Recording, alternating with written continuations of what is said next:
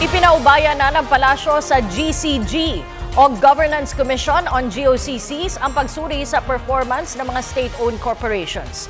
Ito ay kasunod ng panawagan ng ilang mambabatas na buwagin na ang ilang tanggapan, lalong-lalo na ang mga nadadawit sa anomalya. Narito ang ulat ni Elena Luna.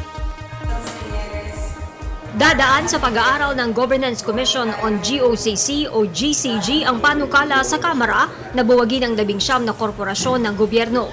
Sinabi ito ng palasyo matapos maghain ng panukalang batas ang magkapatid na sina Cagayan de Oro Congressman Rufus Rodriguez at Abante Mindanao Party List Representative Maximo Rodriguez. Layo ng House Bill 07 na buwagin ng mga GOCCs na sangkot sa pork barrel scam. Ayon kay PCOO Secretary Herminio Coloma Jr., kailangan pag-aralan ito ng GCG dahil ito ang komisyong may mandatong tiyakin ang mainam na pagganap sa tungkulin ng mga korporasyon ng pamahalaan.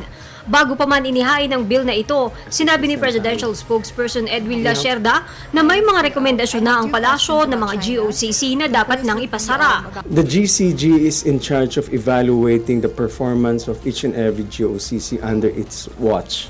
At the very least, yung mga GOCCs that is under their governance, they're evaluating their performance. In fact, we already have recommendations for the abolition of some of them. Binanggit ang kalihim ang ZIREC o Zinac Rubber Estate Corporation na nasa listahan ng bill ng mga Rodriguez.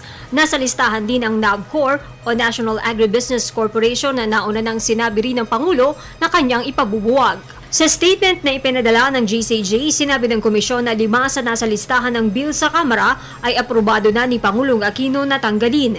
7 naman sa listahan ng House Bill ang inirekomenda ng GCG abolish o isa pribado.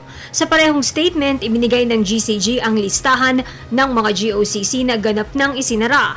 Ang mga apektadong empleyado ng mga GOCCs na ito ay binigyan ng separation pay na katumbas ng 1 buwang sweldo sa kada taon nilang paglilingkod sa kumpanya.